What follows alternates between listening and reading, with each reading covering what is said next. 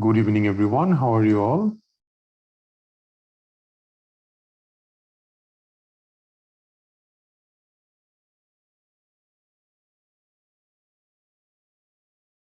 So welcome again to First Aid AMC MCQ, free 2-week session. So tonight is our second class on this 2 weeks free session. So I guess that you had your first session, which was just 2 days ago on Sunday. And we did discuss about some of the tips and tricks of question solvation. I hope that you liked the class. Now, today we are going to start a theory class, which is our main type of classes. So as you remember, we discussed our classes are divided in that way, like we take theory session and also we have this question solvation class. So in each week, you get question solve class, you get theory session, just like we are doing at the moment. So let's start with cardiology. So cardiology is one of the most commonly asked topic in exam. And there is a lot of things which come from here. And sometimes candidates know about the diagnosis, know about the investigation, but still they get it wrong somehow. So having a good basic idea about cardiology will help you to answer the questions very confidently in exam. So today's cardiology will mainly focus on chest pain and the related conditions associated with chest pain. So we will have 2 classes on cardiology, and you also get one class on ECG. In that class, we also discuss palpitation along with the ECG. So these are mainly your 3 classes on cardiology that you will get. But ECG class is not part of the free session, it's a part of the course. So when the course starts, then we will have our ECG session. All right, so for cardiology, what are your main research that you need to follow? The main resource that you need to follow is JM 8th edition. That will be your first thing. In JM 8th edition, we have chest pain. That's one chapter. We have a chapter which is your hypertension. We have a chapter of dyslipidemia. We have a chapter of palpitation. And also we have a chapter of heart failure. So these 3 to 5 topics are mainly discussed in JM, and you need to make sure that you go through those. And our classes will cover most of the important topics from those theory sessions. So mainly we will focus it from JM, and time to time we will also take help from Kaplan Step 2 CK. Kaplan Step 2 CK always is a very good association because it will help you with a lot of topics which is written very clearly and concisely. And sometimes you might not get much idea about those things in JM. JM, I feel like it's not well discussed. The topics are there, but not very well organized, or it is not like an exam-oriented discussion. But Kaplan Step 2 CK notes, those are exam-oriented discussions. So obviously, if you have some time, always try to read the topics from there. And apart from that, what are our main Australian guidelines for medicine? We mainly focus on RSCGP guideline. So RSCGP has got all the medicine-related discussion, or sometimes you can also go to the AJGP. So these are our main 2 Australian guidelines for any medicine-related topics. So if you just write in your Google search box that, let's say you want to know about hypertension. So you just write hypertension RSCGP, and the RSCGP guideline will pop up. So that's how you need to get along with the Australian guideline. And that is very important because a lot of questions just come from RSCGP. Okay, so throughout the course, we will also take help from RSCGP, RCH, those kind of Australian guideline. Okay, so you will get to understand that these are very important research. And obviously, once you finish your cardiology theory session with us, then you should obviously go through our Q bank, do some Q bank question, get oriented with the Q bank question, and then also we will have a cardiology question solvation class.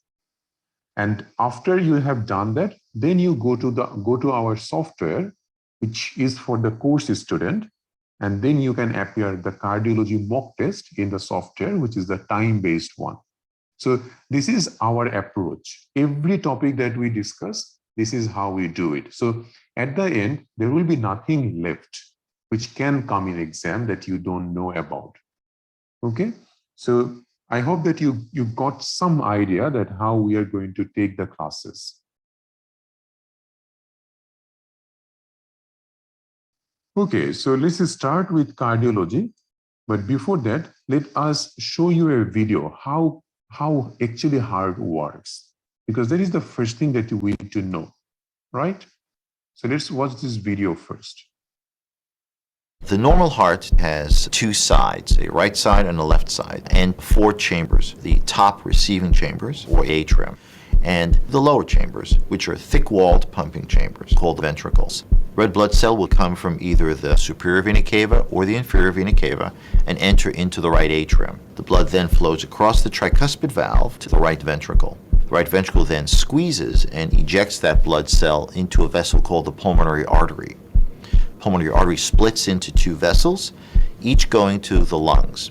As that red blood cell makes its way through the lung, it returns through the pulmonary veins to the left atrium. That blood is now oxygenated. It's picked up oxygen, then goes across the mitral valve into the left ventricle, which does most of the work in terms of delivery of blood flow to the body. That blood cell is now ejected into the aorta to some organ or muscle or skin in the human body. Okay, so that is actually the basic way of the heart, how actually heart works, right? Now that is important to know first, because we are discussing cardiology, right? Now, let me show you the basic first, because if your basic is not good, you will just end up memorizing things.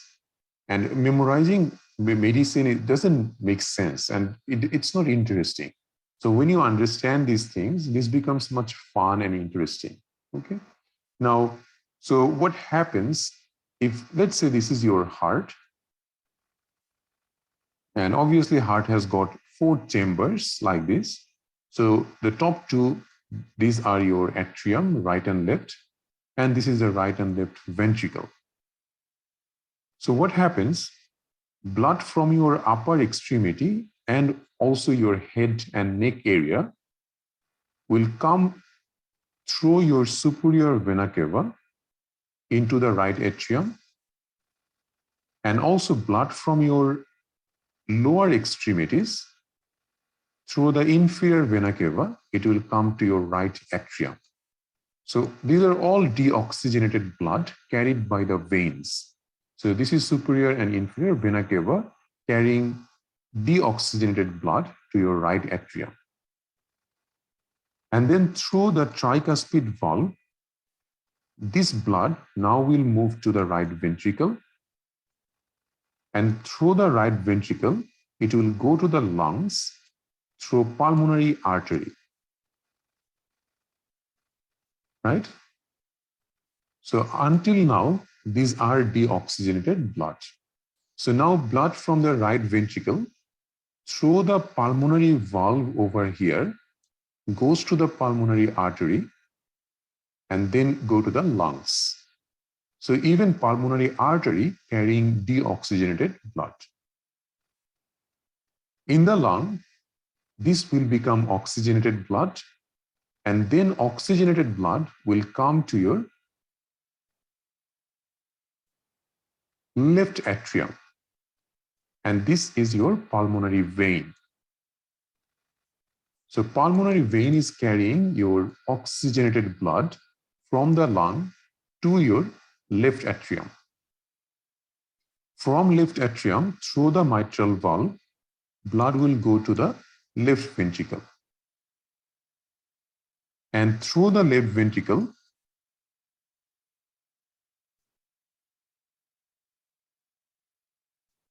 through the left ventricle, the oxygenated blood now will go through your aorta all over your body. And that's your aortic valve over here. Right? So that is actually the basic circulation that happens in your heart or cardiovascular system. So from the lung, oxygenated blood through pulmonary vein go to your left atrium, then through the mitral valve, it comes to your left ventricle, which actually does all the pumping action. And with each systole, this blood will go from left ventricle to the aorta. And through the aorta, it goes to the whole body and supplies your oxygenated blood to your whole body. Okay, so that's how cardiovascular system works. Now that we know about the cardiovascular system a little bit, at least its physiology, now we can move on. So chest pain. So what causes chest pain? There is a lot of causes that can lead to chest pain in a patient.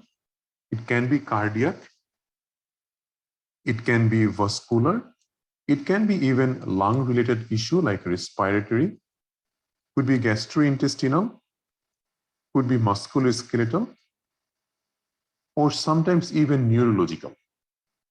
Now, cardiac chest pain is the important one. So it can be just a stable or unstable angina, could be even a myocardial infarction, could be pericarditis. In vascular, aortic dissection is our most important one. For respiratory, pneumonia, pneumothorax, pulmonary embolism. GIT related, we have gastroesophageal reflux, sometimes even peptic ulcer disease, esophageal tear, they can also cause chest pain. Musculoskeletal, it could be a condition called costochondritis or Tj syndrome. Fractured rib can be really painful. And sometimes cervical nerve root compression by a cervical disc that can also lead to chest pain. And what is the neurological cause of chest pain? Herpes zoster. Okay, so these are basically the causes of your chest pain. For the purpose of today's class, we will keep it as cardiac origin, not any others.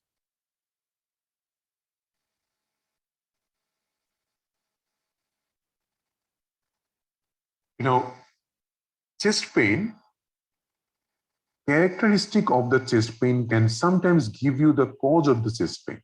So what is the characteristic of the pain? That's also important to notice on your question.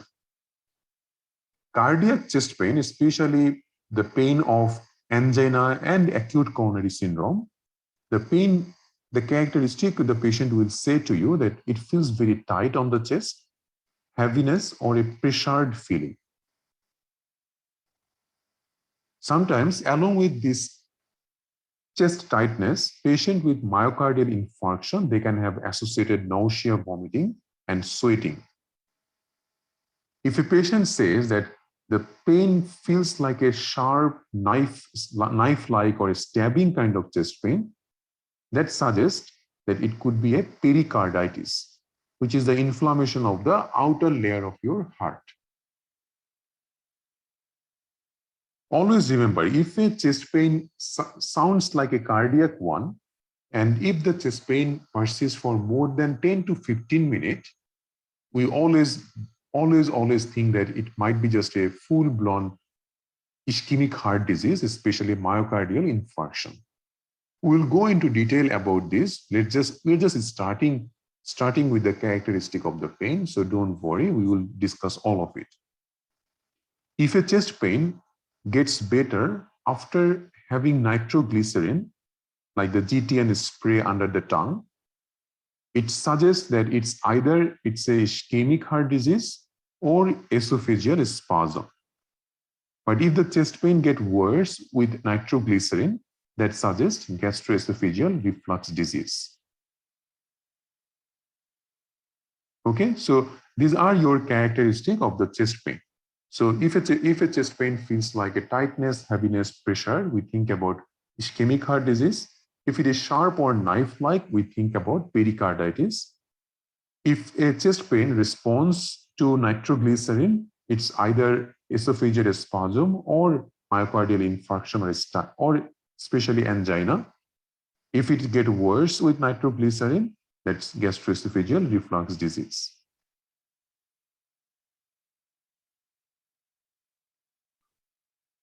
And these are some of the signs that we look for.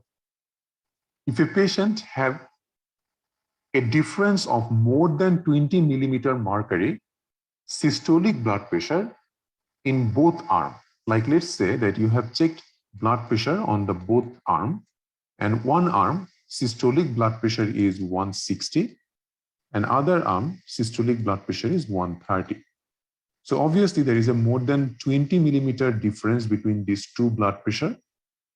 And if the patient having a chest pain along with this kind of difference, then it suggests aortic dissection. Okay. If a patient with chest pain having hypotension, it's either a massive pulmonary embolism or cardiogenic shock. If a patient with chest pain has fever, it's either pneumonia or mediastinitis. So these are the clues in your exam question. That's why we are going with this initially. Sometimes we also listen for some of the abnormal heart sound and murmur. Let's say in the question they have written that there is a wide physiological splitting of the second heart sound. That either suggests right bundle branch block or right ventricular infarction. Now, it's very unlikely that they would give you anything with a heart sound abnormality.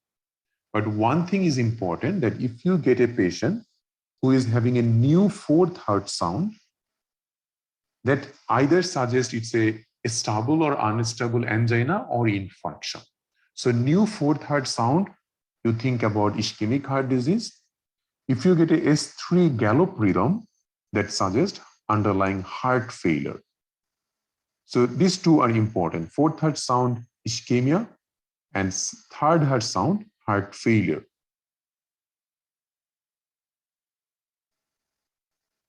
So those are your symptoms and signs that you look for in a chest pain patient. Now, if a patient with chest pain come to you, what is your initial investigation? We all know that we should do an ECG first. So ECG is always your first line investigation in a patient with chest pain, nothing else.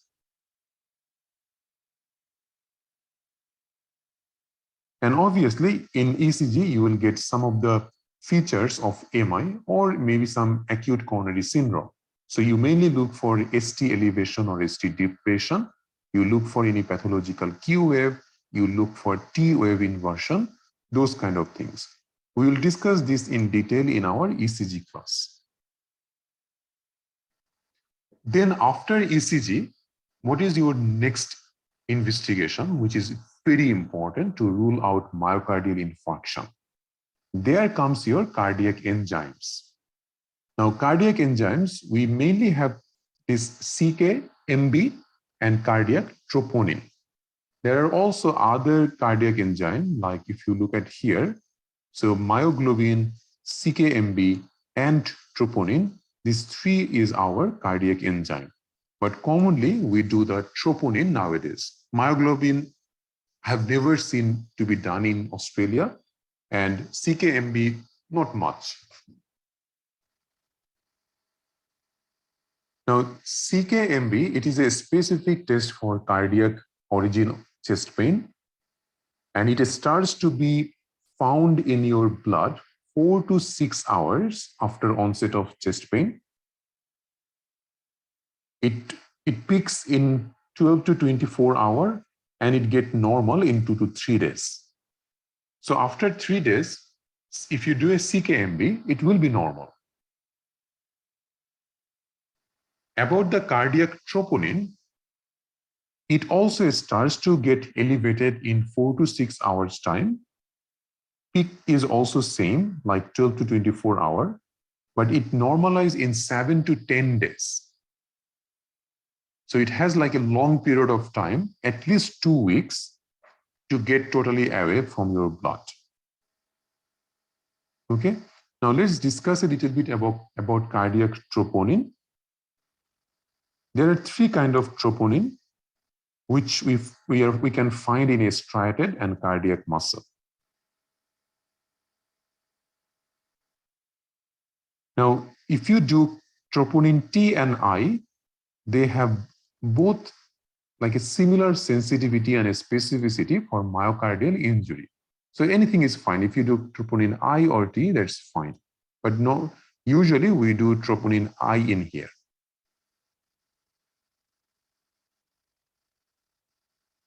Now, if a patient has got a normal CKMB, but elevated troponin, that is considered that they have a minor myocardial damage. If patient have both CKMB and troponin elevated, that suggests that it is a major myocardial infarction.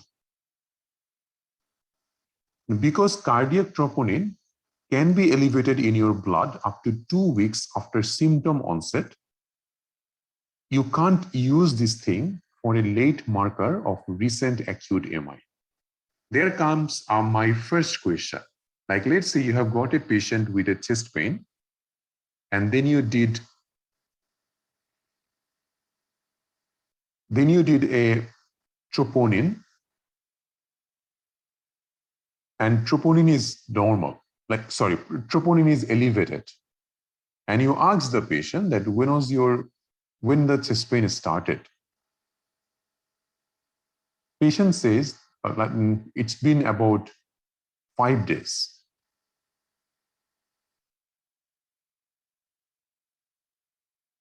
Right? Now, let's say your troponin, if you do troponin right now, it will be elevated, right? Because still it can show that if the patient has got any MI or not. But if you do a CKMB, what will happen?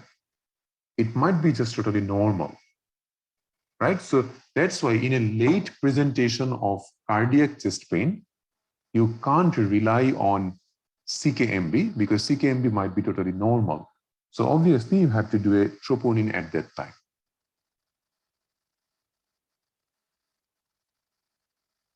Okay. Now let's say you have got a patient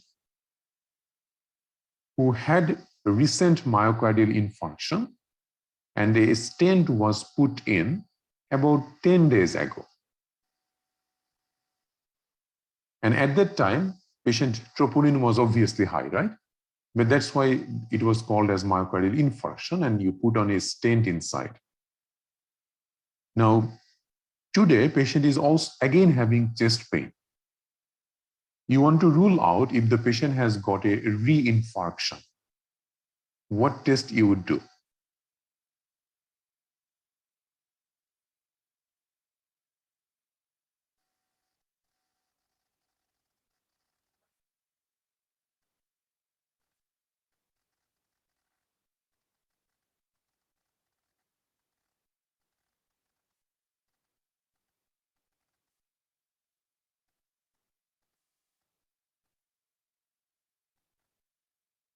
Anyone?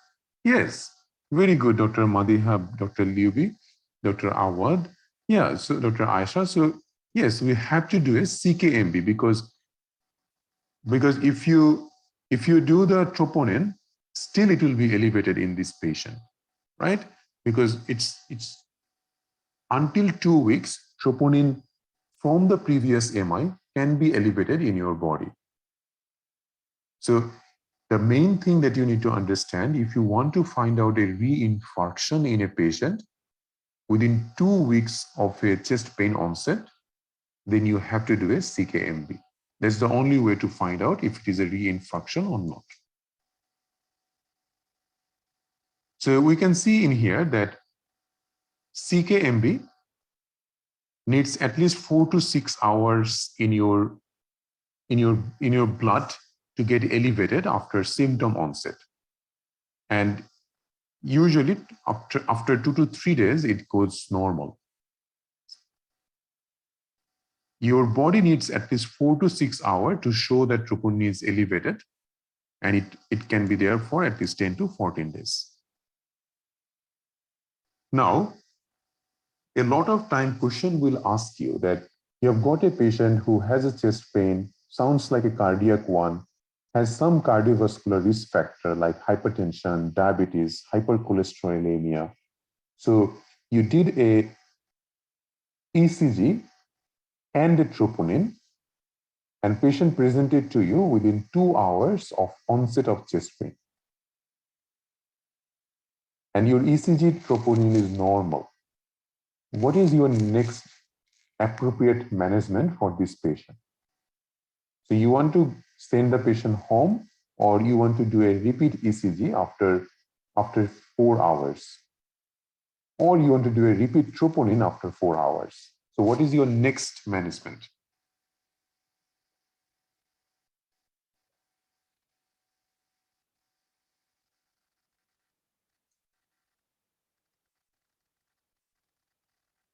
So we know we can't send a patient home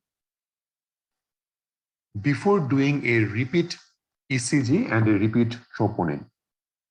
You can't just rely on one ECG and one troponin if a patient having a high risk criteria. Okay. Now we ask the question that what is your next most appropriate management? Next means initial. So between ECG and troponin, which one is your initial? ECG. Because ECG changes also take some time. Maybe in initial 1 or 2 hours, the changes were not there. And after 4 hours, there might be changes. So you do a ECG, repeat ECG after 4 hours, you do a repeat troponin after 4 hours. So this is how question comes. See that you all know the answer, but the pattern of question can be quite confusing. Okay?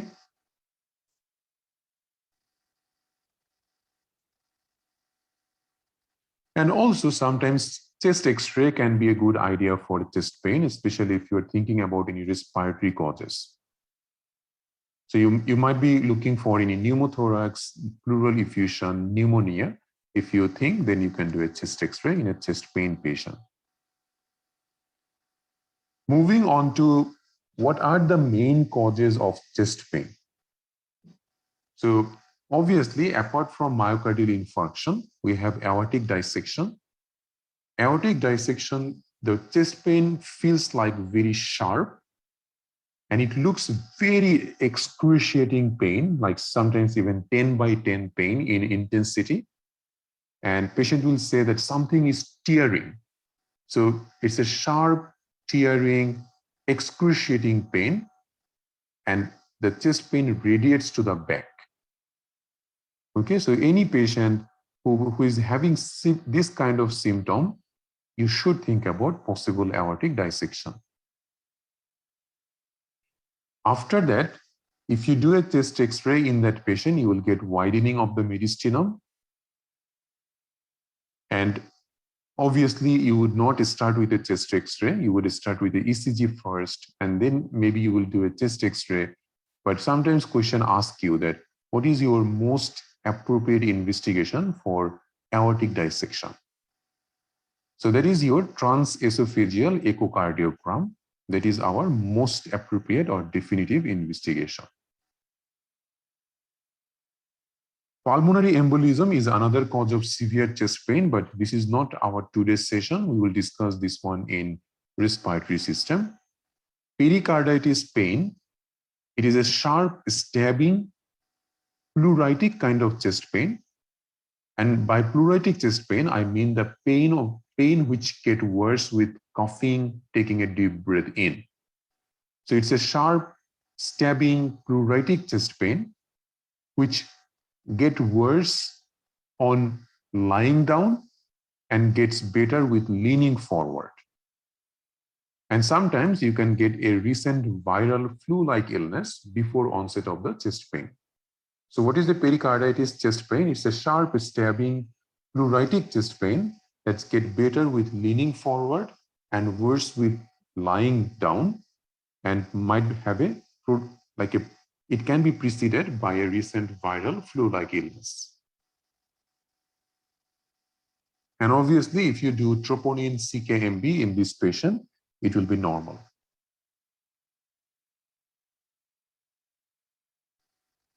Now, there is another chest pain which is called costochondritis.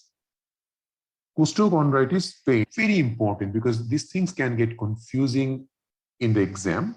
Always remember, if a patient says that my chest is sore to touch, and if you palpate the chest, it is very tender, that is costochondritis. So costochondritis is mainly the inflammation of the costal cartilage.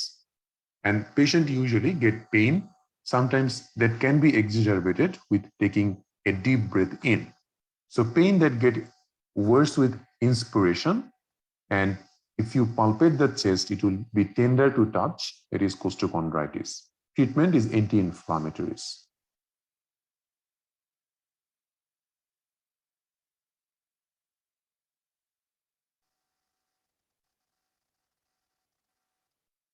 Now, moving on to the most important discussion for tonight, ischemic heart disease.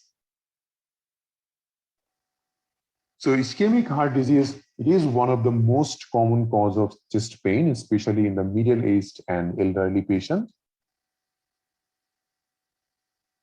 In ischemic heart disease patient, they can be totally asymptomatic, they can be symptomatic. And ischemic heart disease means that obviously you know that your heart is supplied by right and left coronary arteries. And somehow, if the coronary arteries getting blocked with formation of some atherosclerotic plaque, like a fatty deposition, that is the pathophysiology of having a ischemic heart disease.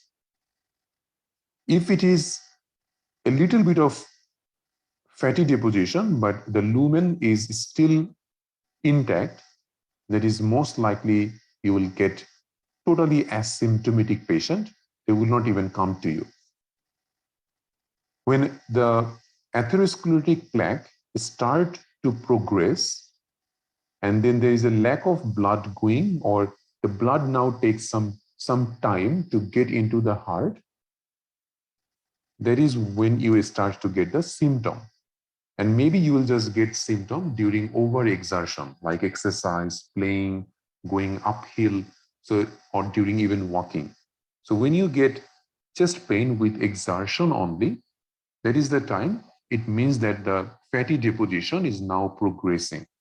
But it's still a little bit of the lumen is still intact. So that's the time you get a stable angina, which means patient having a chest pain only during exertion and gets better with taking rest, and usually less than 10 minutes in duration, and also quite responsive to nitroglycerin. Then there is acute coronary syndrome, which has three subdivisions. One is unstable angina, non-ST segment elevated MI, and ST segment elevated AMI. In case of acute coronary syndrome, most likely there is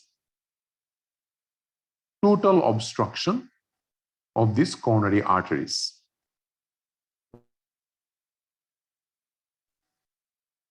So most of the time, in case of unstable angina, still there will be a little bit of lumen left, like not full obstruction.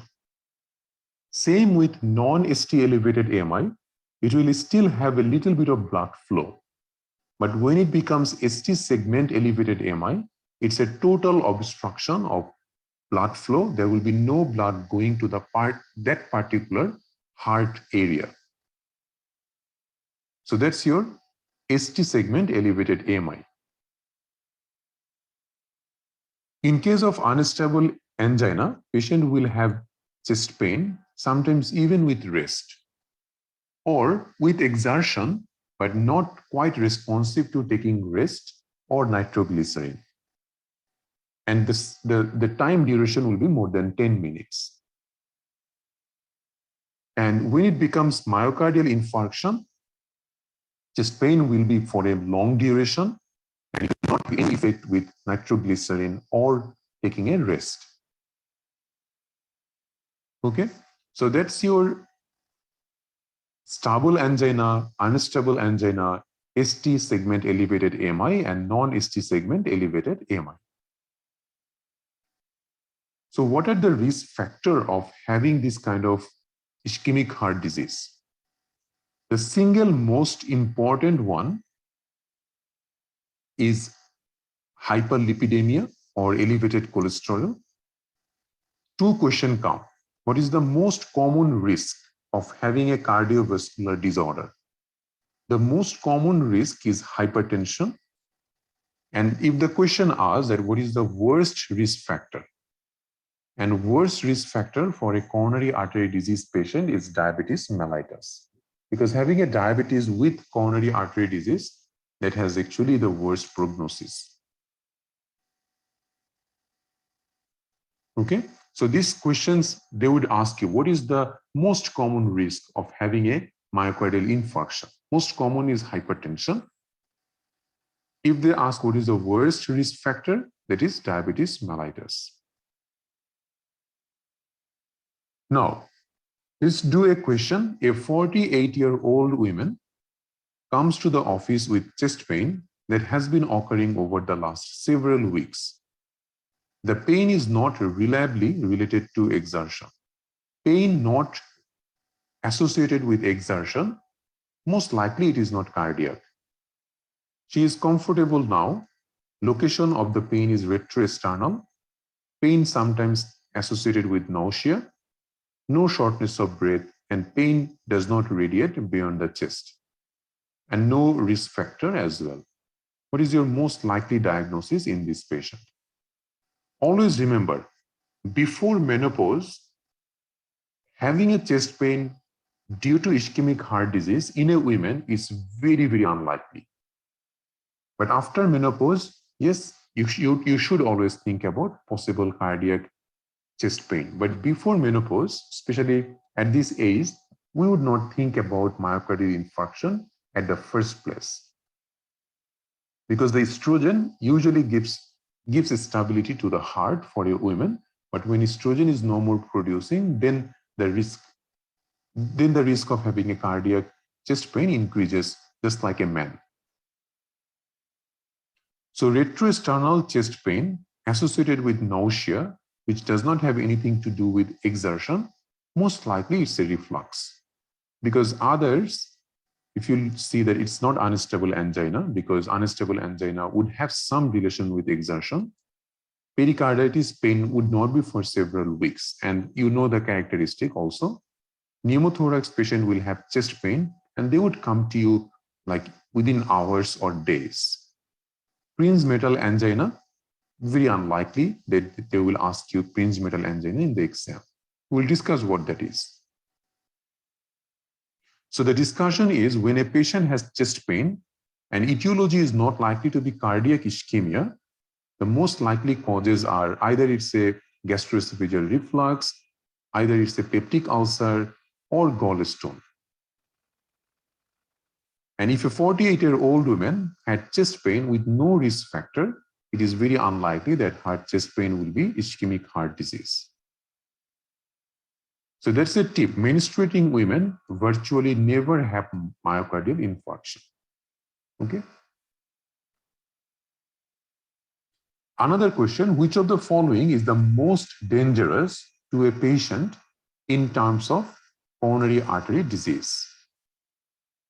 Now, most dangerous from these options, obviously having an elevated LDL.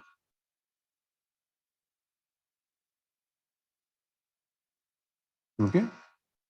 Now, in these options, if there was diabetes, type 2 diabetes mellitus, that would be your most dangerous because that's your worst risk factor for coronary artery disease. But we always have to look at the option. So in these options, the best possible one is elevated LDL.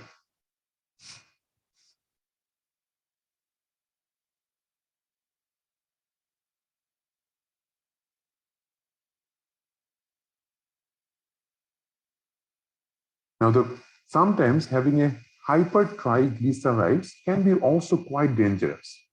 But the explanation in here is that Although elevation in triglyceride levels are potentially dangerous, this is not as reproducible in terms of poor outcome as the elevated LDL. The proper treatment of an isolated elevation of triglyceride is not as clearly beneficial as treatment of an elevated LDL level, which means that yes, triglyceride is important, but when you are thinking about as a whole, LDL always is the first thing that we treat. Okay? But in case of familial hypercholesterolemia, triglyceride is a very important risk factor.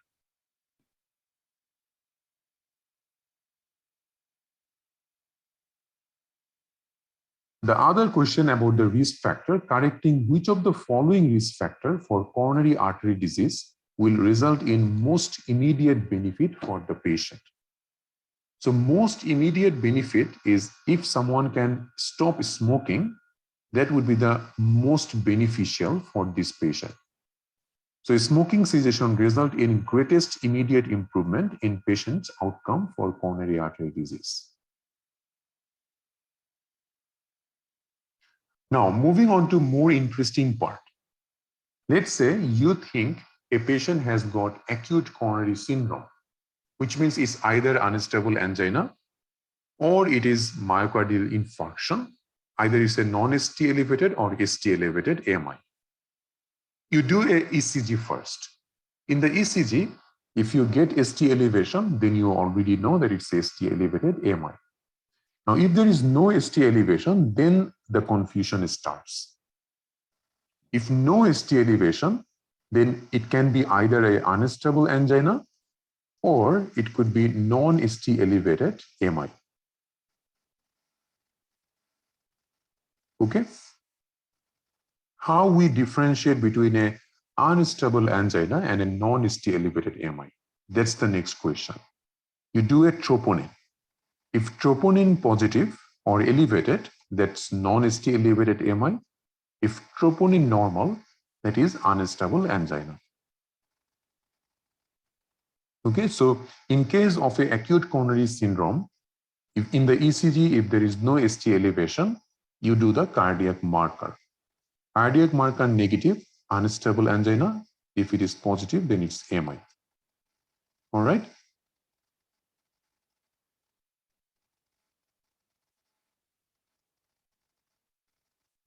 Now, because ST elevated AMI, it's a full-blown AMI. That means the whole artery is totally blocked. That part of the heart is not getting any blood supply, and it can cause irreversible necrosis of that cardiac muscle. That's why you have to be very, very proactive in managing a ST elevated AMI. And ST elevated AMI, you have to go for a thrombolysis. Either you go for a stent in or you give a medicated thrombolytic therapy. So thrombolytic therapy is mainly beneficial for a patient who might have ST elevated AMI, but it is not effective in unstable angina or non-ST elevated AMI because they have still some lumen left to have the blood flow going on. So for those patients, thrombolysis is not mandatory or not beneficial.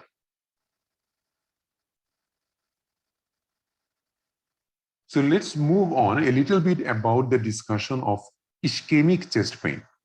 So ischemic chest pain, obviously we know left-sided chest pain, which is mostly severe kind of chest pain, like 7 to 10 in intensity, feels like tightness, heaviness, squeezing, pressure.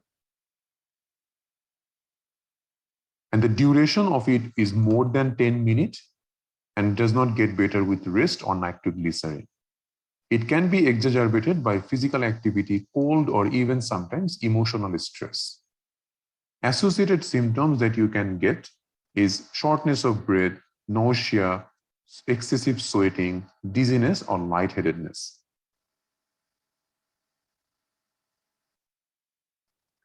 Now, if you look at some of the important clue in your exam question, you will know what they are talking about. If in the question there is chest wall tenderness, most likely answer is costochondritis. And in costochondritis, there is no test that you need to do. You just do a physical examination, you palpate the chest. If it is tender to touch, let's give you a diagnosis. If the chest pain radiates to the back and there is unequal blood pressure between arms, that's aortic dissection. If pain worse with lying flat and better when sitting up, pericarditis. For pericarditis, you start with the ECG and you get widespread ST elevation all over the chest lane, all over the ECG. If a patient having excessive burping, reflux, then it most likely is just a gastroesophageal reflux disease. Or sometimes they say that acidic taste in their mouth. If a patient having epigastric pain, and it especially comes after eating, that's most likely a peptic ulcer disease. But never ever just think that it is a peptic ulcer disease. If a patient above 40 complains of epigastric chest pain and it's a new onset, always do an ECG first, because sometimes cardiac pain can radiate to the epigastric region.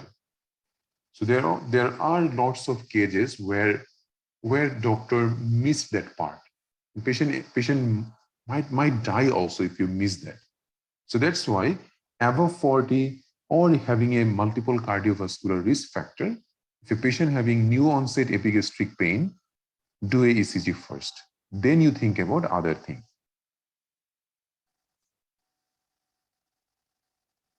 So far, we know about our investigation for a acute coronary syndrome. Like obviously, ECG is our first choice and then cardiac engine.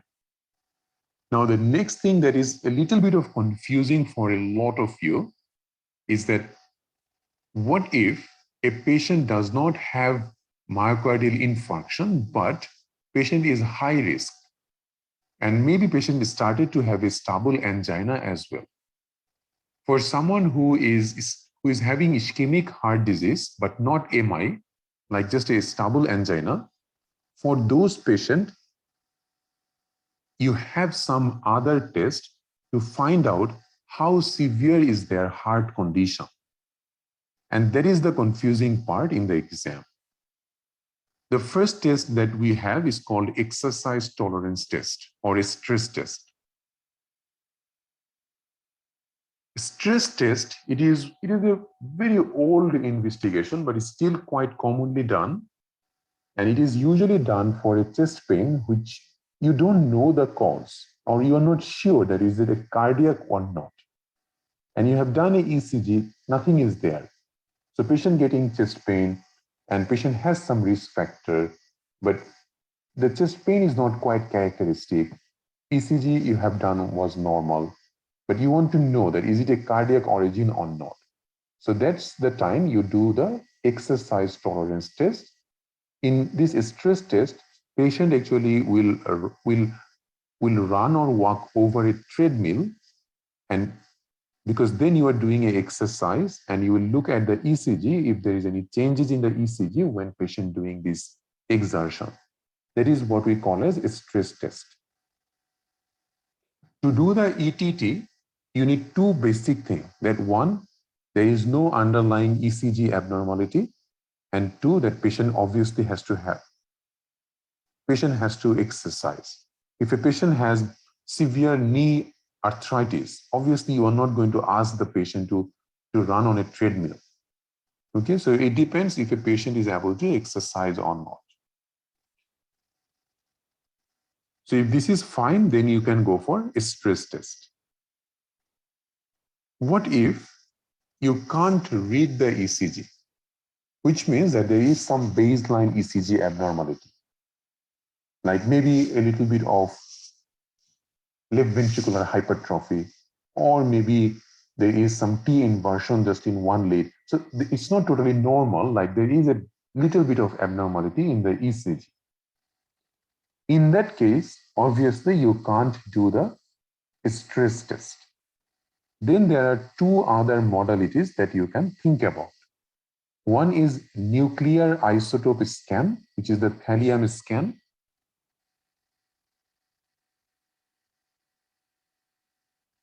And other one is echocardiography, looking for any wall motion abnormalities.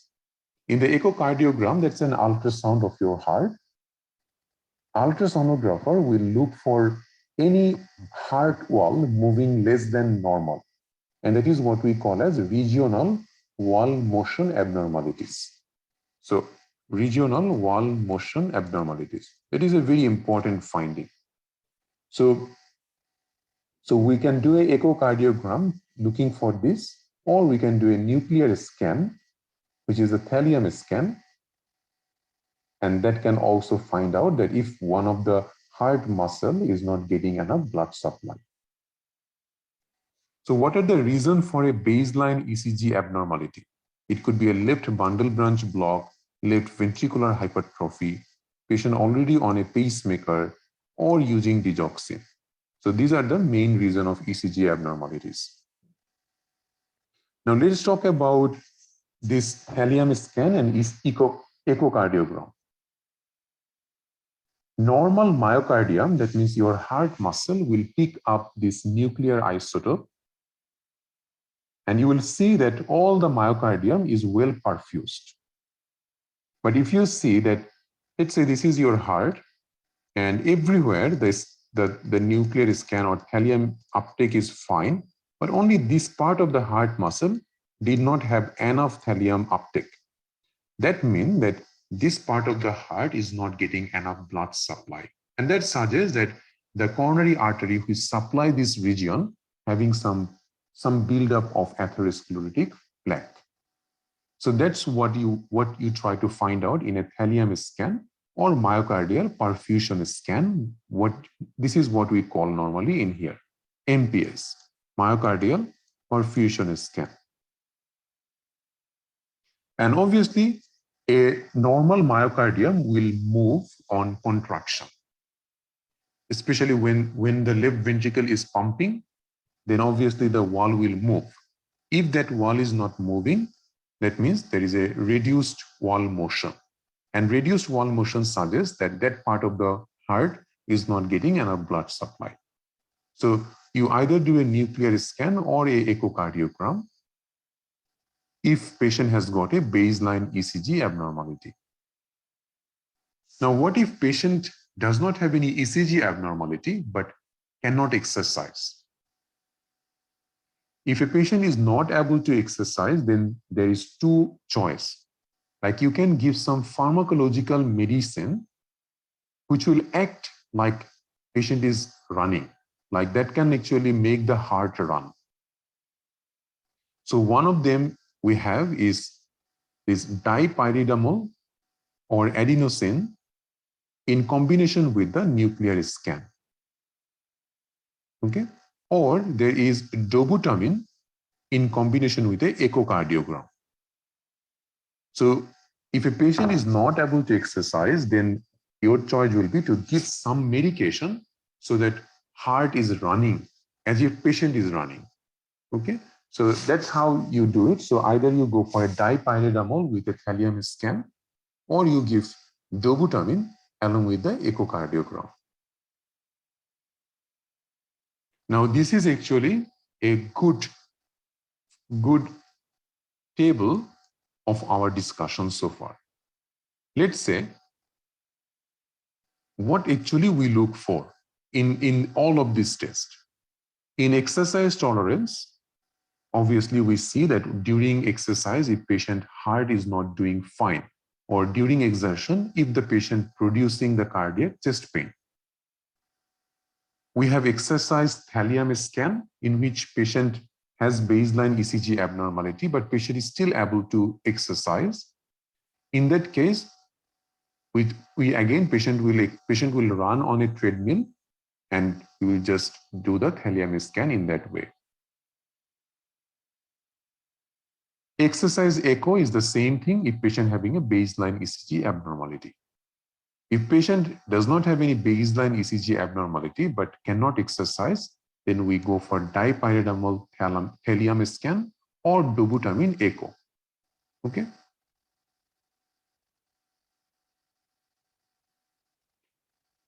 Now, a man with atypical chest pain is found to have normal nuclear isotope uptake in his myocardium at rest. On exercise, there is decreased uptake in the inferior wall. 2 hours after exercise, the uptake of nuclear scan returns to normal. What is the right thing to do? So that means this patient was doing a thallium scan on exercise, right? So during exercise, patient had a decreased uptake. But after 2 hours, then patient took rest. Then the scan showed that there is a normal uptake. What does it mean? It means that patient most likely having a stable angina, right? Because during exercise, patient heart is not getting enough blood. But on rest, again, it is getting enough blood supply. So that is what we call that patient having a reversible ischemia on the stress test. And if a patient has reversible ischemia on a stress test, that is a best patient who should have a coronary angiogram. In coronary angiogram, you put a dye along the arm or along the groin of the patient, and that dye goes into the coronary artery. Look for the level of obstruction of the coronary artery and how severe is the stenosis. And depending on the severity of the stenosis, some will have a stent inside, or some will have some might have a coronary bypass grafting. All right. So if that is why we are doing it, because we are trying to make sure, we are trying to prevent the AMI in this population, right? So if you get a patient who is having a cardiac kind of chest pain, but you are not totally sure, then you think about, let's do a ECG. There is no ECG abnormality. Then we think that, is the patient able to exercise? Patient able to exercise, ECG normal, what we do? Guys.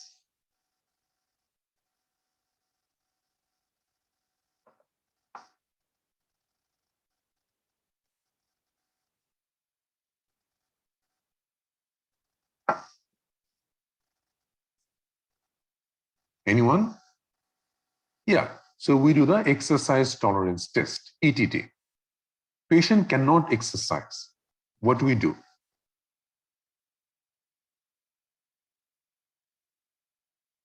Then we either do a dipyridamole thallium scan or dobutamine echocardiogram.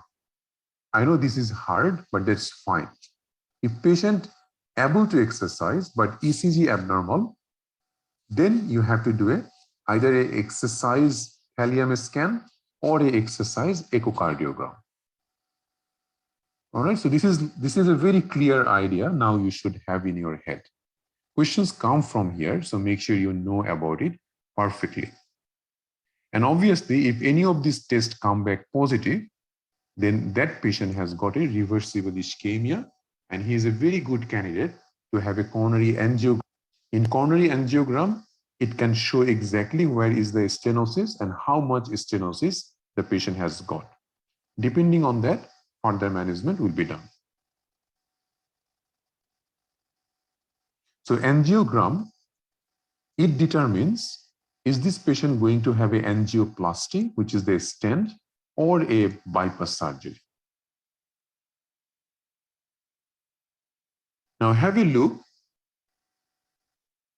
You got a patient with a chest pain. Is the resting ECG abnormal? Yes. If resting ECG abnormal, then either we do a stress echo or a stress nuclear scan. Obviously, this patient has to be able to exercise if we are doing a stress one. No baseline abnormality. Is the patient able to exercise? Yes, exercise stress test. No, chemical stress test. So we know up to this, any of these tests are positive, we do a coronary angiogram. If in angiogram there is one or two vessel disease, that means one or two vessel has got the stenosis, then stenting will be the choice. If three vessel has got the disease, or left main or two vessel disease in a diabetic patient, even two vessel in a diabetic, the indication is CABG, which is the coronary artery bypass grafting.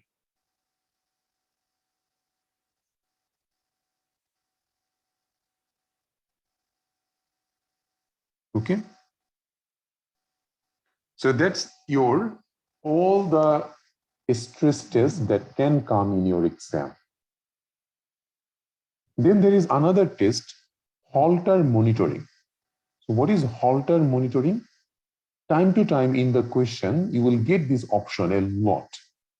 Always remember, Holter monitor has nothing to do with ischemic heart disease. It is supposed to detect any abnormal heart rhythm.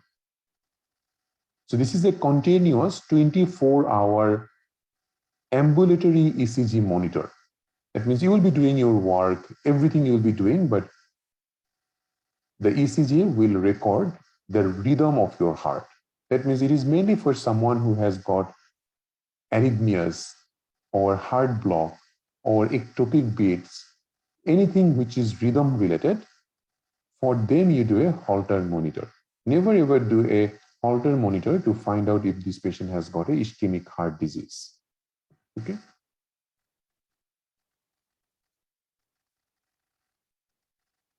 So that is your first half of the today's class. Then we will move into the management of ischemic heart disease in detail. So before we do that, let's take a 10-minute break.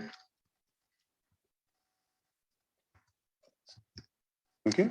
And after the 10-minute break, we will again start with the management of myocardial infarction, which is really important for the exam. So far, you guys are understanding me? You guys are enjoying the class, or is it very boring?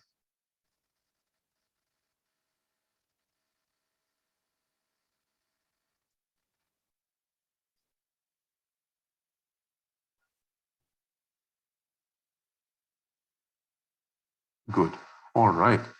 Very good to know that you guys are enjoying it. So let's take a 10-minute break and then we will start again. Okay. Thank you.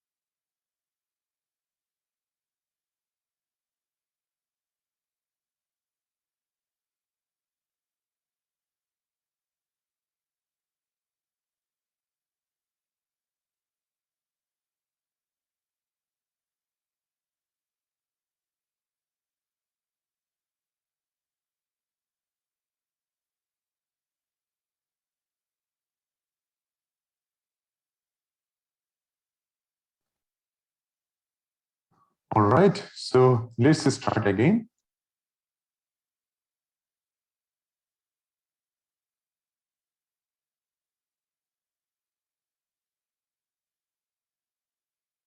Now, we will ask few questions about the management of a cardiac chest pain.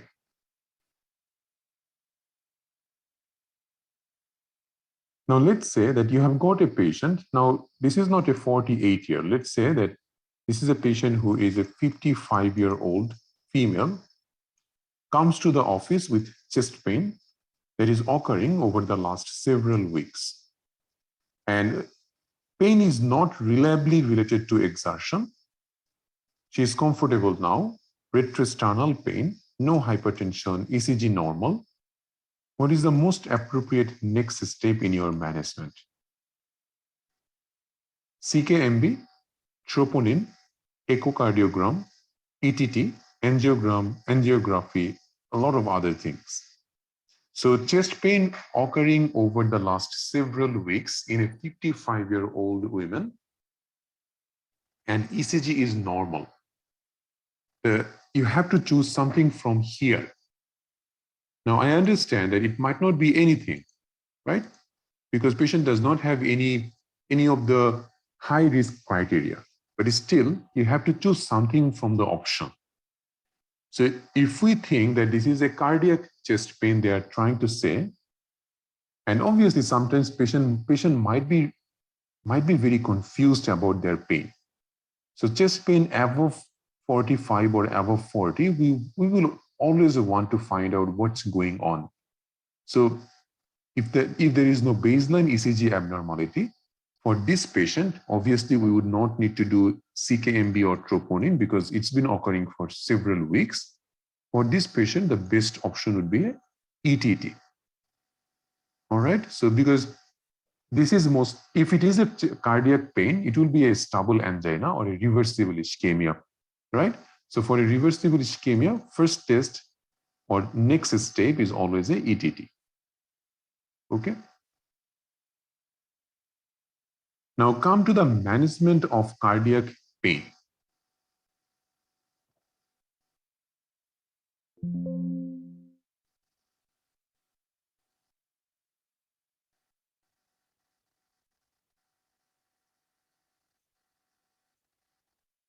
How we manage a patient who might have a acute coronary syndrome. First of all, aspirin is recommended in every patient who might have a cardiac chest pain. So aspirin is your first line for this patient. And then sometimes you can add some more antiplatelet therapy along with the aspirin. So early treatment should be initiated with aspirin and clopidogrel with the following considerations. Now, the thing is that clopidogrel, it is a blood thinner, obviously, because it's an antiplatelet agent. If you think that you will send the patient for an emergency coronary bypass surgery, or if you think that patient is going to have an angiogram or anything like that, then avoid clopidogrel in those patients. Okay, so sometimes what we do that once we know that this patient has no acute coronary syndrome, especially not a MI, and let's say that you have got a patient having a chest pain, you did a exercise tolerance test, and then patient showed reversible ischemia, you send the patient for coronary angiogram. Angiogram shows that patient does not have much ischemia, so you don't need to do anything about those patients. Or that means patient is only getting an unstable angina. Okay, in those populations, sometimes you can give clopidogrel. But if you think that a patient who has cardiac chest pain and they are going to have a coronary bypass or any cardiac surgery, we would not give clopidogrel in the first place because they can bleed a lot at that time.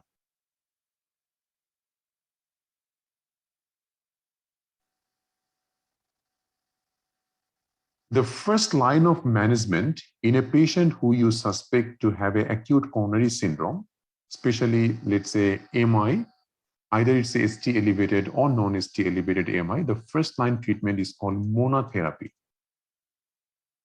The monotherapy M is for morphine, which is for chest pain. We give oxygen if patient's oxygen saturation is less than 95%. Then N for nitroglycerin, and then A for aspirin. Among this monotherapy, which normally you have to give to almost every patient who you suspect to have a MI, among all these four, aspirin is the most important one. In all other question, if a patient have pain, we would always prefer to choose an analgesia first, because in exam, you should always consider managing the pain first. So always we give painkiller if in a question we get a painful condition. But this is one of the conditions where aspirin will be your first line treatment. The reason behind it that aspirin has survival, like it can improve the survival of a patient among all these other monotherapy. Okay, so morphine, oxygen, nitrate, all of these are important, but among them, the aspirin is the only one which can save life. Okay, and by saving life, I mean that every minute that you are wasting on a cardiac patient, especially who has got MI, every minute there one of the cardiac muscle is getting dead. And by giving the aspirin, you are actually protecting that muscle. So that's why the time is so vital for a MI patient. Okay, so always remember, if aspirin is in your option, you don't think twice. You give aspirin immediately. And how much aspirin we give? 300 milligram at one go. So let's say a 70-year-old woman comes to the ED with crushing substernal chest pain for the last hour. ECG shows ST segment elevation in V2 to V4. So that means it's a ST segment elevated MI. Do we need a troponin to confirm ST segment elevated MI? Guys? No, we don't need troponin because ST segment elevation itself is enough to diagnose myocardial infarction. So what is the most appropriate next? Next means what is your initial step in managing such a patient? So obviously, among all these options, you will not get this much option in your exam. In your exam, you just get 5 options. So obviously, it has got every management that you can do for a cardiac patient.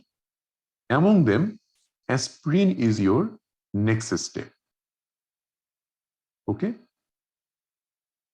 So because aspirin lowers mortality with acute coronary syndrome, and it is critical to administer it as rapidly as possible.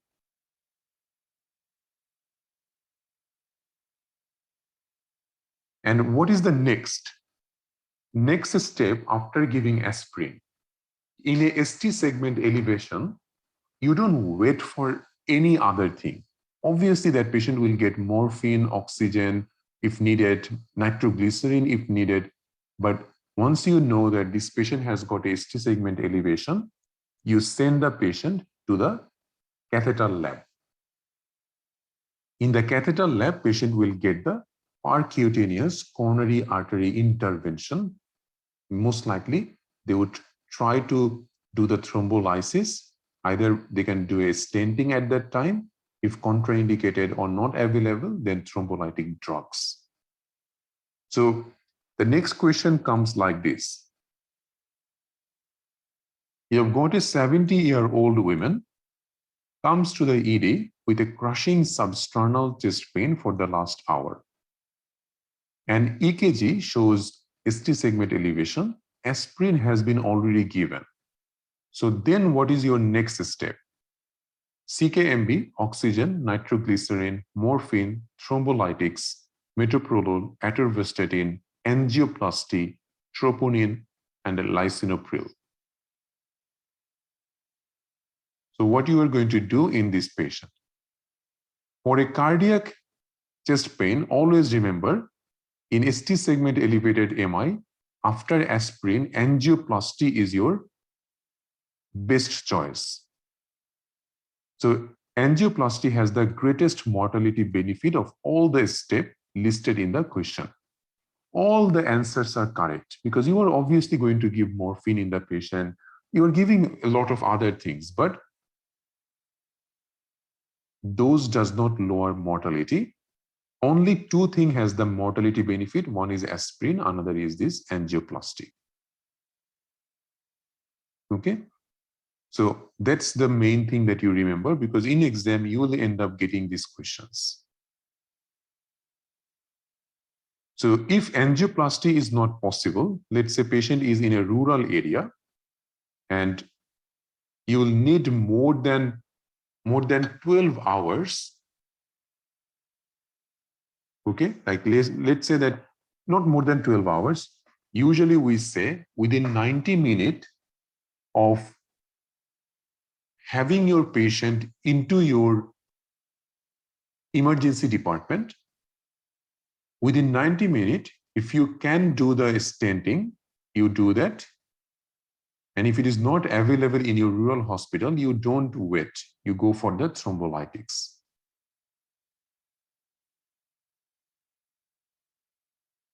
Okay. Now, this time will be confusing for your exam. The confusing part that happens is that how long we can wait, or how long we can do angioplasty in a patient.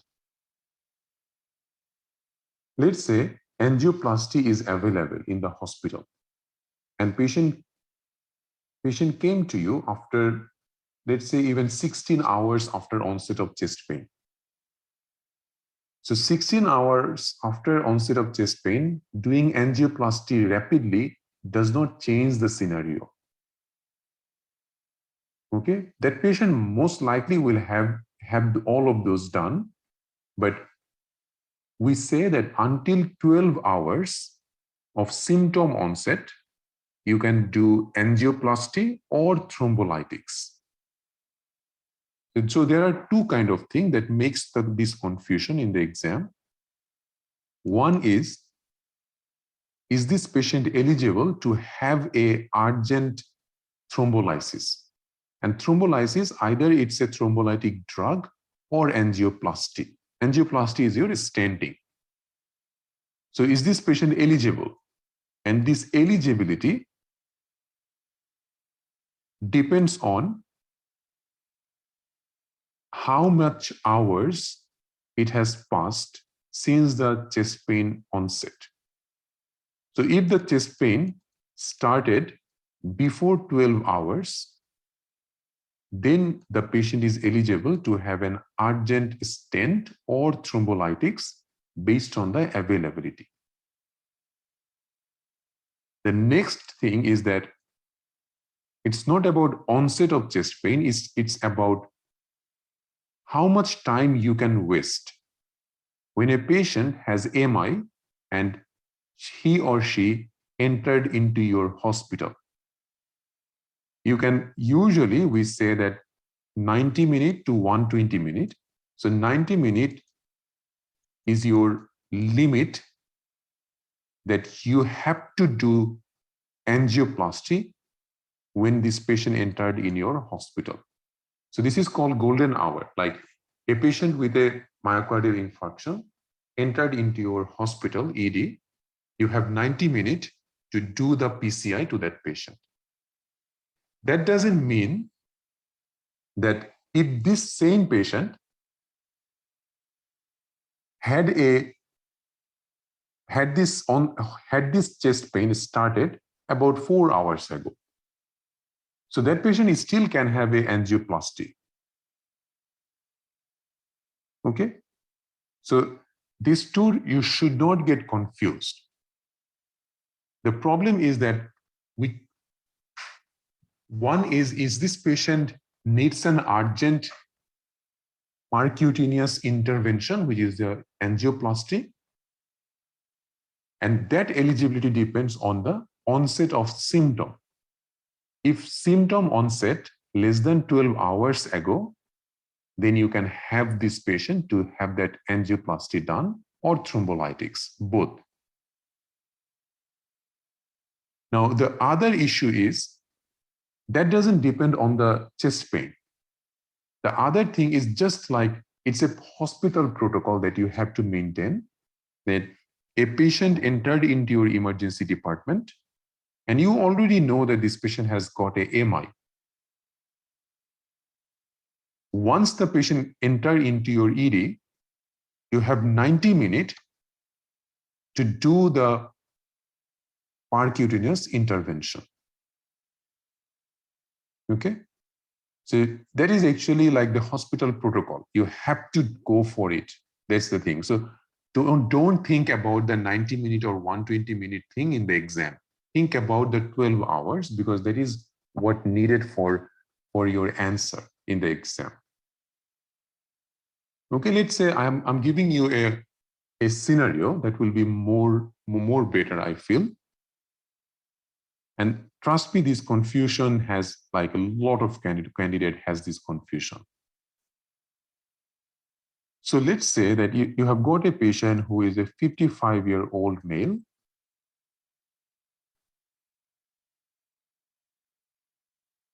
had a chest pain, started about 8 hours ago, presented to your emergency department, and you have done a ECG, came as ST elevated MI. You have given aspirin. You have given all other things. What is your next step? What you can do in this patient? The question is, can you do an angioplasty or not? Yes, you can, because still this patient has got the 12 hours period. Okay, so then you do the angioplasty. Same patient in the rural hospital, and you don't have angioplasty available. And the nearest tertiary hospital is more than, let's say, more than 3 hours away. In that case, you don't have any choice. You have to do the thrombolytics. So mainly, if it is a rural hospital, which is 2 hours away, more than 2 hours away, you would not bother that patient to send to the tertiary hospital and then wait for another 2 hours to have the PCI done. In those patients, you go for the thrombolytics therapy.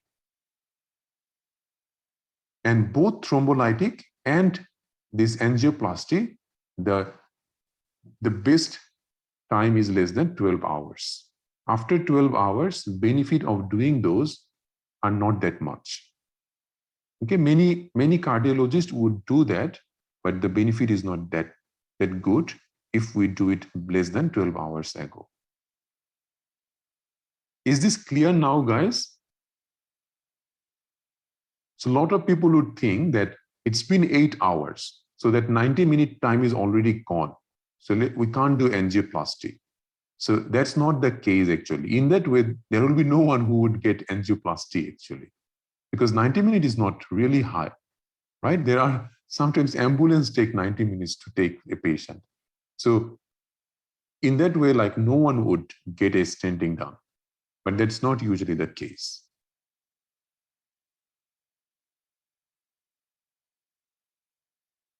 After 12 hours, those patient is usually going for an angiography, and based on the angiography, the management will be done. It doesn't mean that we would not do anything for them. We would also try to do our best. That patient will have an angiography, and angiogram will show how much stenosis is there, and based on that, management will be done. And at that time, the best management will be to clear with heparin. Okay.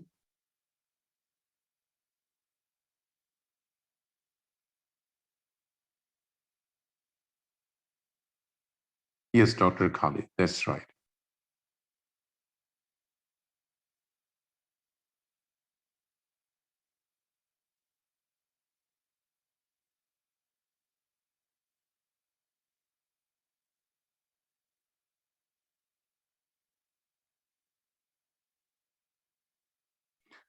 Now, the next tricky part is this one.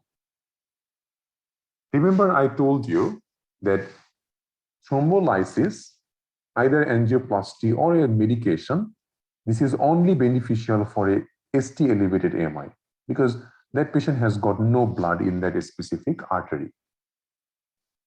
A man comes to the emergency department with a chest pain for the last hour that is crushing.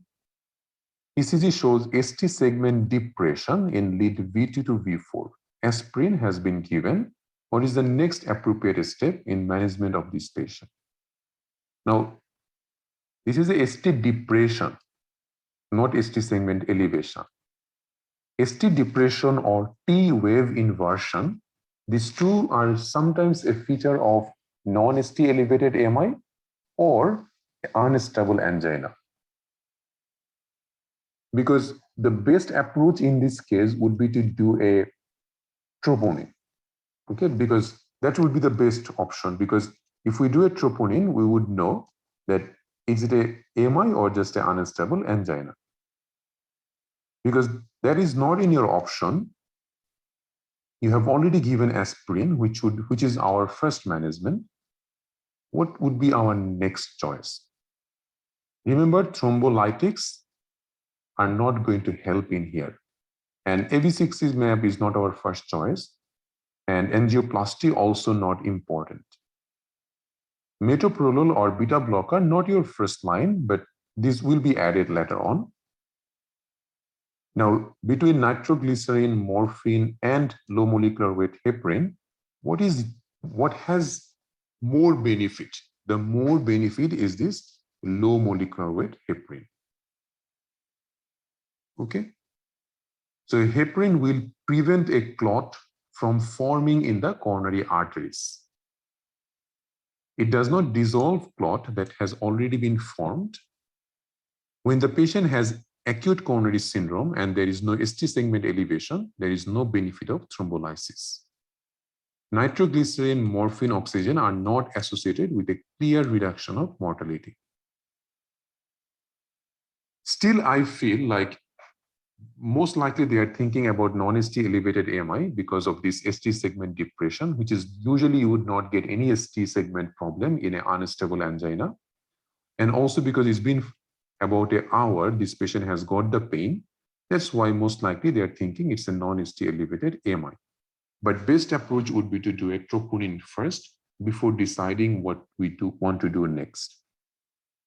As that is not in the option, which most of the time you will end up getting such a question in the exam where you know that something is right, but that option is not there.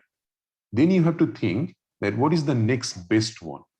So in this case, the best one would be to go for a low molecular weight heparin rather than giving morphine, nitroglycerin, or anything like that. Because in cardiac pain, we always think about the mortality benefit. Okay. Among these, mortality benefit is highest in a low molecular weight heparin.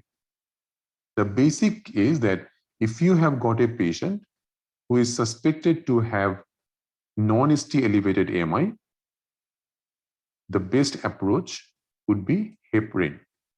Best, like obviously best is aspirin, and after aspirin, heparin is your choice. Okay. If you got a patient who has ST elevation, your best approach, first aspirin, and then either thrombolytics or PCI.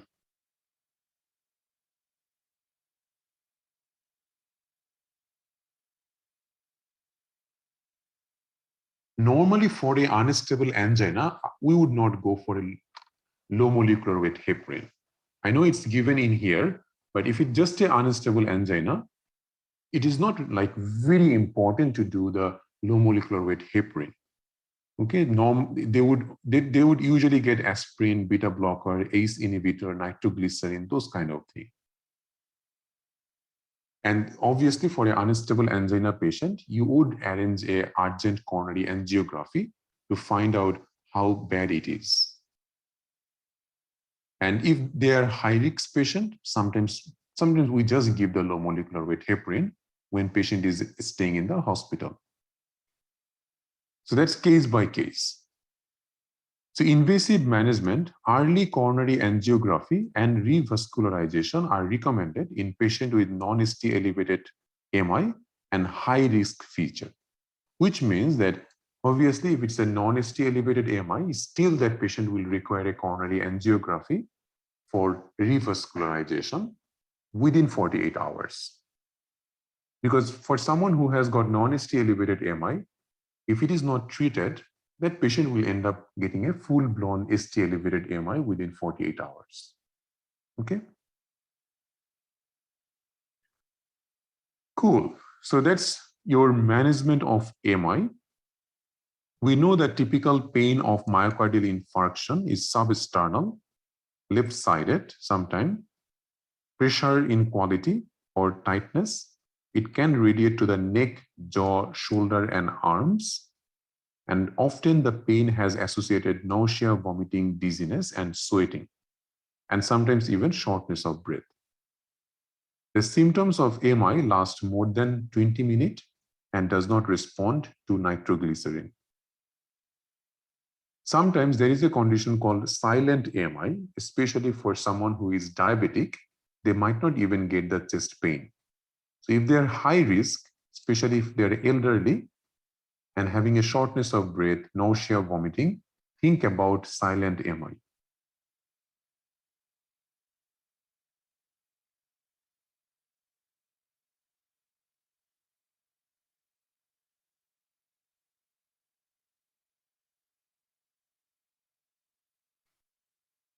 See, this one patient with ST elevated MI usually have a completely occluded coronary artery with thrombus at the site of a ruptured plaque. This eventually leads to myonecrosis. That's why restoring the coronary patency as promptly as possible is a key determinant of short-term, long-term outcome. Patient with elevated MI who present within 12 hours of onset of symptom should have a reperfusion strategy. And the best one is the PCI. Patient presenting with non-ST elevated MI will not benefit from any thrombolytics. And these are some of the ECG changes in a patient with ST elevated MI. Not very important, but at least remember it. The immediately after a ST elevated MI, patient get hyperacute T wave, which are very tall peaked T wave. And then after that ST segment elevation, 1 to several days later Q wave, and 6 to 24 hours later T wave inversion. Okay.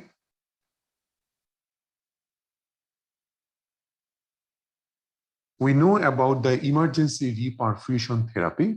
The choice is between PCI versus thrombolytic. PCI is always the best one if we can. In general, a time delay of 90 minutes from first medical encounter to PCI is the maximum desirable. So that is what the 90-minute rule is.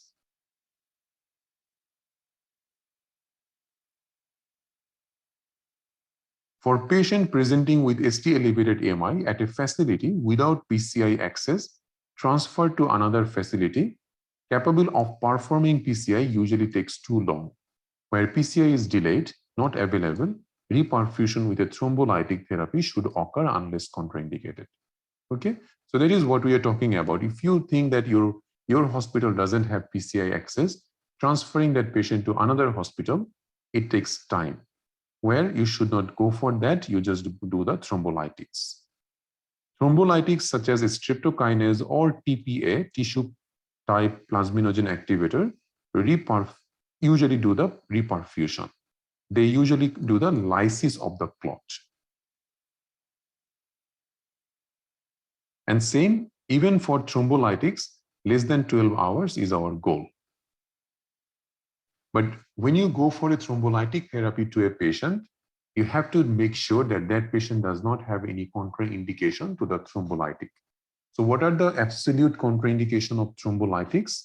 That means like this streptokinase or TPA.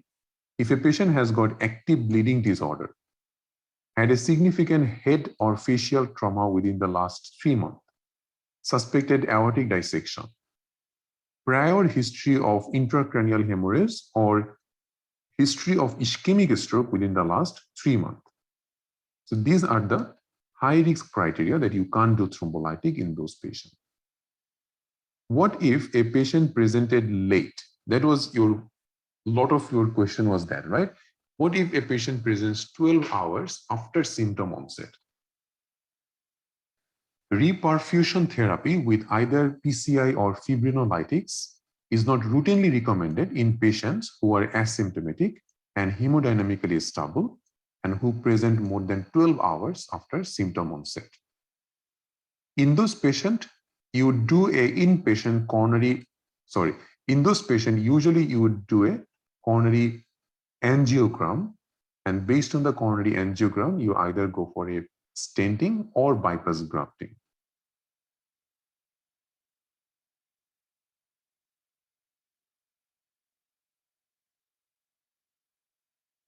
So that's pretty much everything that you need to know about this cardiac pain and management. This is a very, very complicated one, and you will end up getting a lot of answers if you are solving questions with anyone, because people have a lot of opinion because of the confusion that is already in the air. So make sure now you know about it. You should understand the management perfectly. So don't get confused with anyone's answer anymore. Now, let's say a patient had MI. What are the complications? The question comes that what is the most common cause of sudden cardiac death after a MI? The most common cause of sudden cardiac death after MI is arrhythmia, and the most common one is ventricular fibrillation. A patient with a MI now again coming to you with a chest pain, which is a stabbing in nature, or the feature of the chest pain goes with pericarditis. So after MI, if someone develops pericarditis, that has got a name called Dressler syndrome. And you can just treat them with NSAID or a steroid or even sometimes colchicine. If a patient has got MI and that patient was treated with thrombolytics or stenting, even after that, a patient has got another infarction. So on the top of the PCI or thrombolytic, patient has got a re-infarction. That patient needs to have a bypass surgery as the next management. Okay. So there is another variant of chest pain called Prinzmetal angina or variant angina. Very uncommon condition in which patient develops like an angina kind of symptom, like a chest pain, which occurs during periods of rest, not with exertion, most often at night and in early morning hours. And what is Prinzmetal angina? It is actually coronary artery spasm. So several times, like there are some episodes where the coronary artery gets sudden spasm. If there is a spasm of the coronary artery, obviously your heart will not get enough blood. And that can cause the angina-like chest pain. And during that time, if you do a ECG, you will get ST segment elevation also. Okay, so you might be thinking that it is MI. Now, obviously, if you get ST segment elevation, you would treat it as ST segment elevated MI. But let's say when you took the patient to the coronary angiogram for a stenting, you can't see any blockage. That's the time the diagnosis is made as Prinzmetal angina. Now, because it is a vasoconstriction of coronary artery, the treatment is something which will dilate the coronary artery. So what is the treatment? Calcium channel blocker. You can give them, which will do the trick. So treatment is with calcium channel blocker or nitrate, which can cause vasodilation and patient's chest pain will be gone.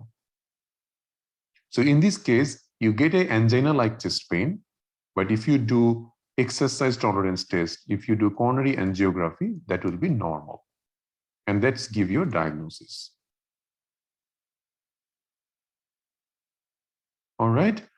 Then there is aortic dissection. Aortic dissection means, so obviously you know that what is your aorta. So if that is your heart, and from here you have got the aorta coming up and goes down. So that's your ascending aorta. Then there is descending aorta. And aortic arch gives you these three major arteries, right? Brachiocephalic artery, carotid artery, and subclavian artery.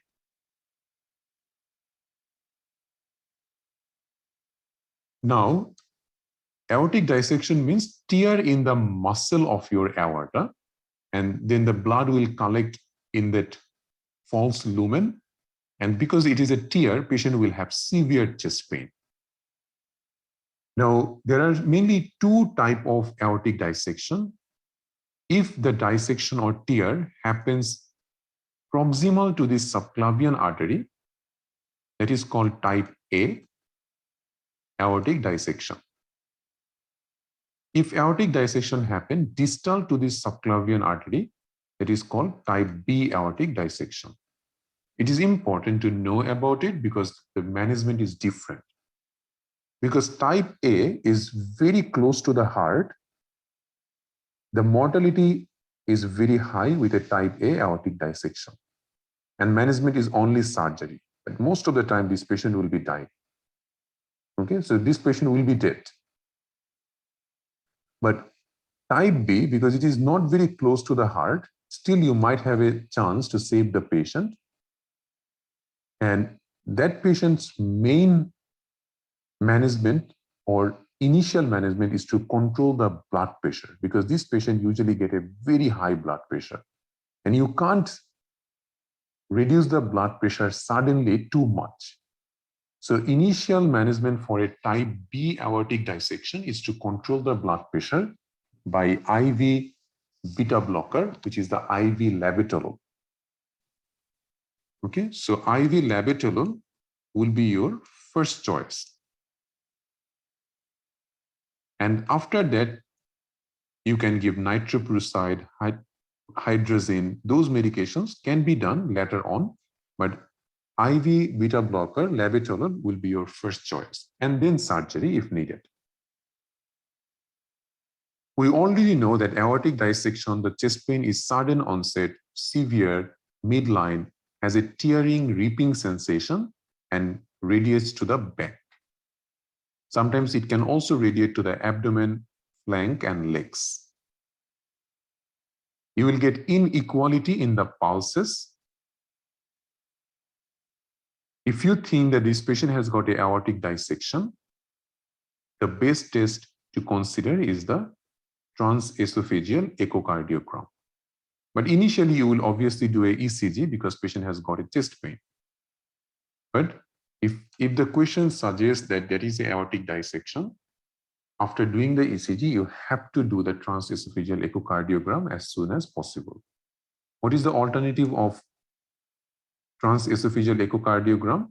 You can also do just a CT angiogram as well if this toe is not available.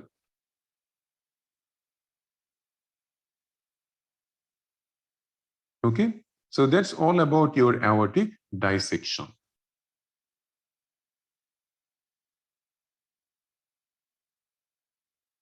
Any questions so far, guys?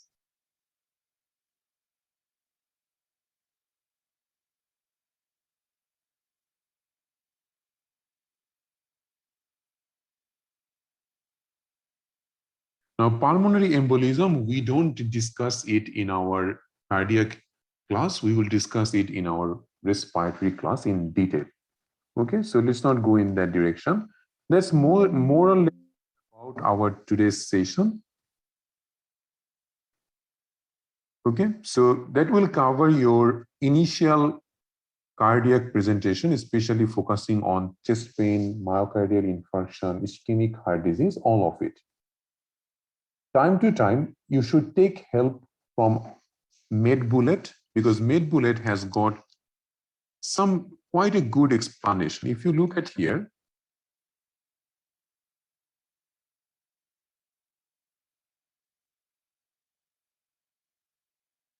so this is your MedBullet, and this has got explanation in a very simple way.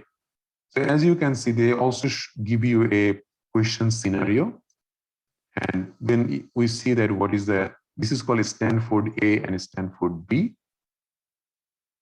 And what are the etiology? The hypertension is the most common cause of aortic dissection. What is the symptom? What are the physical examination? What you are going to get in different imaging? So these are important. Okay, so just go through this in case you want to have something very concise. Time to time, we would also go through the e-medicine or Medscape. Medscape has got like a detailed discussion about a condition. So if you are solving a question and you are not sure about the answer, Medscape, giving a read from the Medscape will give you a good idea about that topic, and most likely you will be able to answer the question after reading that. So these guidelines are helpful to answer questions which you are not sure about. Okay. So that brings us to the finishing of tonight's session, guys. The next class we will discuss on other cardiology topic, which is hypertension, heart failure, and valvular heart disease. And that will finish the cardiology free session. We will not have an ECG class with you on the free session, but obviously with the new batch, when the 2 weeks free session is over, we will have that. We will also do a cardiology question solvation with you guys as part of a free session. And then you would also have a class with our other doctor, which is Dr. Rabia, and that will be our last free session on a recent question solvation. Okay, so that's the part of our free sessions. I hope that you are enjoying the session so far. If you guys have any question about the course, about anything, you can unmute yourself also if you want. And after the free session is over, Dr. Khalid, these free sessions are the part of a course. Okay, so the course, we are not going to rediscuss this cardiology again, because most of you guys are already enrolled in the course and there is no need to do it again and again. The other one, only thing that will be done is the ECG. That will be done once this free week session is done. Okay. The next class, sorry, yes. like for disrupting. Just like my question was that, like, do we have more topic like regarding like cardiology, except from this topic like which we discussed it today, and like next topic, which is starting in this week. Do we have more topic about cardiology or not? You will only have ECG and palpitations. That's the only one that will be left about, but others we will discuss in our free session. So it means like cardiology is finished with this two like session. Cardiology will be finished with today's session and the next session. And then there is a ECG class. So 3 sessions on cardiology. Okay, thank you. Okay. There will be nothing left from cardiology, trust me, after 3 sessions.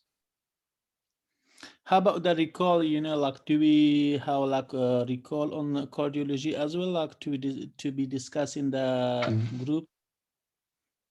Yeah, we would have a cardiology question solve class, like all the questions that you need for the cardiology, that will be discussed as well. And you also get that like a recent question discussion session every week. So that's a random one that covers everything, not just cardiology. Oh, okay, thank you. There is no last date for course registration this month. So the course enrollment opens for whole July, but after July it will be closed. How about the approval? Like, how long does it take to get approval? Like from the IT. Usually, this 2-week session, we usually don't give the approval yet. After 2-week session is done, then the approval will be done within a week time. So many of you has already got the approval, like those who enrolled initially, even before few weeks time, they are getting the approval now. But because there is a queue already on that part, so it might just take this few weeks. But eventually 2-week session is done, everyone will get the approval in the software. My And point is that, also like, all the notes and yeah.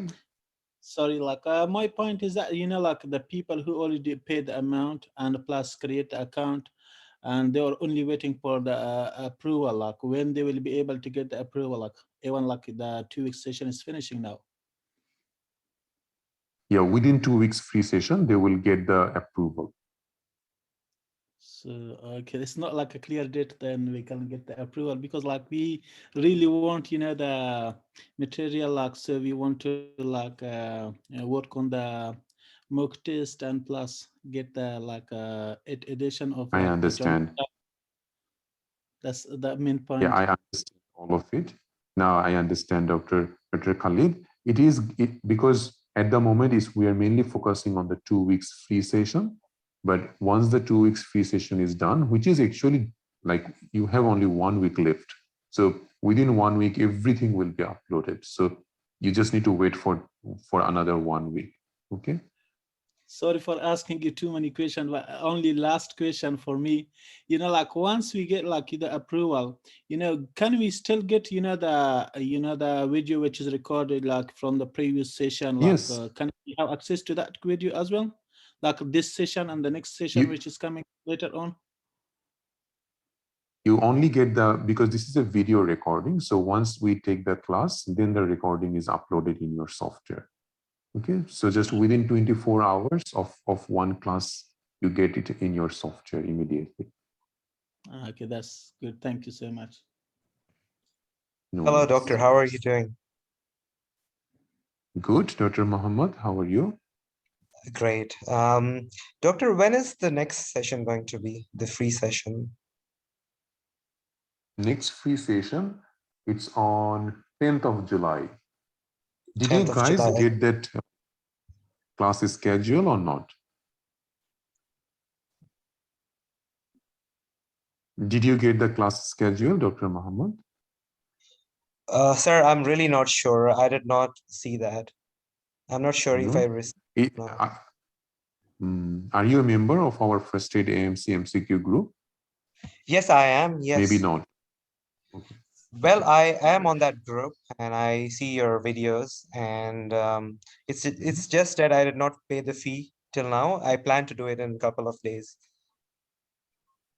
Oh, no, that's fine. You can, like, for everyone, if you guys just go to the featured section of the group, you will find out a section on all of the Facebook group. There is a section called featured. That featured one has all the important notifications for this and everything. So the first one in the featured section is the class schedule for this 2-week session. Okay. Thank you. Thank you so much. No worries. Thank you.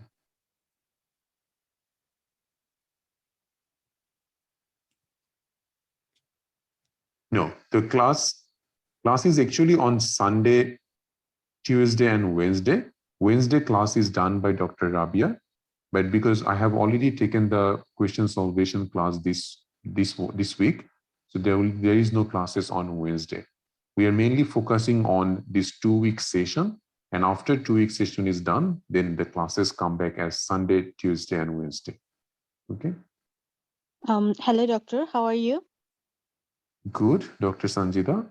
Doctor, I just write an question that after our 2-week session finish, then every material will be uploaded in our batch 6, is it? Yes. In Okay. your batch software, yes. In my batch software, yeah, because I was looking for it, like other theory note and things like that. It was not there, so just think to be asking you, like it will be available after 2 weeks finishing the what is called the session. Yes. Yeah. Yes. Okay. It's Thank you. actually because 2-week session still we have got a lot of people who is asking questions, Sure. and we are mainly focusing on that part. But Sure. once the 2-week session is done, everything will be uploaded in your software. Yeah, that's understandable. No problem, doctor. Thank you. And also, QBank will be uploaded at that time after this 2-week session. Yes. Yes. Okay. Thank you so much, doctor. No worries.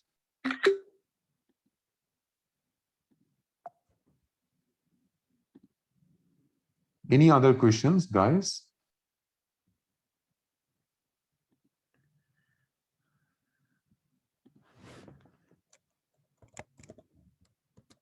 And after cardiology, Dr. Moon, there will be a cardiology mock test. Okay, I would say like just try to finish all the cardiology, wait for our ECG class. That will be just after the free 2-week session is done, and then do the cardiology mock test in the software, because a lot of questions are there from the ECG as well. Okay. And we will show you how to do the mock test in the software and everything. There will be an orientation session for the new batch. Okay, all good then. So we'll see you again on Sunday, I guess, on 10th of July, and we'll have our cardiology class 2. Thank you all. Have a good night. Bye.